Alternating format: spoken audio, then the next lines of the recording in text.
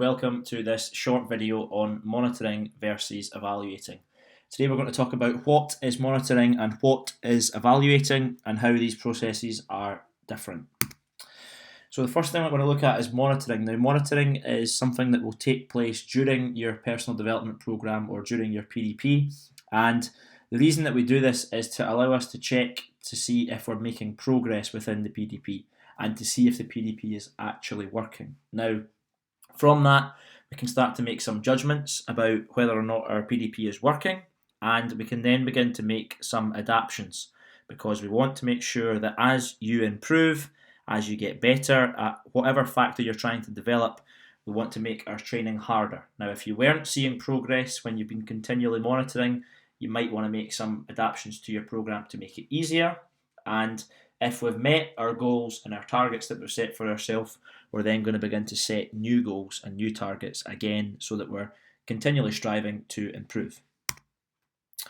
So when does monitoring actually take place? And you might get asked questions about describing methods of monitoring or explaining why you do it or describing a method of evaluating, and you need to know the difference between the two. So in our 10-week PDP, monitoring would take place after each session, but also after each week. Now, you would look back on each session and think, how did I get on today? What went well? How did I feel?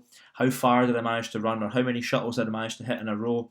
And you would also review that each week. We would have to sit down with our coach and have a little look at our training diary entries, but also our short-term goals and say, have we met these goals? Have we met these targets? Now, at certain points during the program, we would also want to retest. Now, in week 1, remember, we'll have done an initial baseline test. That could be a SCAT test, it could be a general observation schedule, it could be a bleep test, depending on what the factor is. It could be a PPW. And we're going to keep that somewhere safe, and we're going to compare back to it at various different points. Now, we probably want to do a retest either in weeks 3, week 5, or week 7, so we're not going too long without knowing, is our training actually working? And we would compare the results of this test to our initial baseline test to see whether or not we are improving. And as we've said before, if we're seeing improvement, if we're checking for progress and we're seeing that our program's working, we're going to make it progressively harder as we improve that weakness. So monitoring each week, each day, each session, and we're going to make some adaptations. Now we're going to talk about evaluating. Now, you may be asked to describe a method of evaluating performance or to identify one. And it's really important when we see the words evaluating that we start to think about retesting, because retesting is the method that we're going to use to evaluate whether or not our program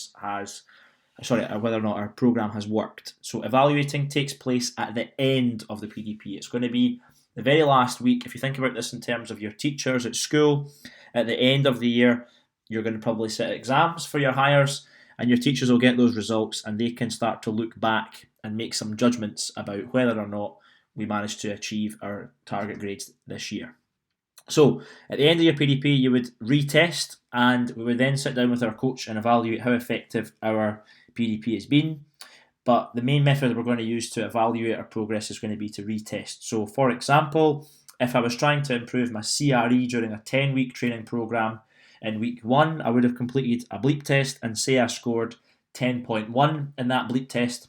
10 weeks later, I'm going to do the same bleep test under the same conditions, hopefully at the same time of day, and I'm going to compare my results. Now, if I scored 11.5 in that bleep test in 10 weeks' time, I can make some judgments backed up by evidence through my retesting that I've improved my CRE because I've increased my score by 1.5 levels.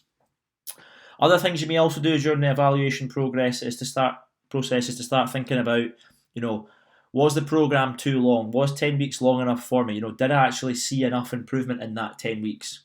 Was there enough variety in terms of each session? Was the sessions too repetitive? Did 3 or 4 sessions a week, was that enough for me, or was it too much?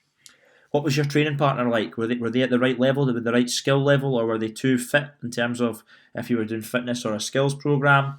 And did we use the correct approaches? Did we progress the approaches, make them harder as we moved through the PDP? And from this, we can then start to begin to identify some future development needs. And that basically means, what are your weaknesses going forward? What are the things you need to work on in future? Now, you might make a decision with your coach that actually, I have improved my stamina, but I want to continue trying to improve my stamina because it's not quite where it needs to be in terms of national averages or comparing myself to teammates or model performers. So I might look to make a new program to continue working on that weakness. Equally, something else, another aspect of fitness or another mental or emotional skill may have come up that's now actually a weakness and you need to do some work on that. So you might look at building a new program based upon some of the evaluations and the judgments that you've made from this program. So, in summary, monitoring ongoing throughout the PDP. If you get asked a question about monitoring, you can either write about a training diary or you can write about retesting. And if you get asked a question about evaluating performance, it's at the end of the program, and what we'd like you to write about there is retesting. So comparing your results to your baseline. Hope you found this video useful on what are the differences between monitoring and evaluating. Thanks for watching. There's more videos like this on my YouTube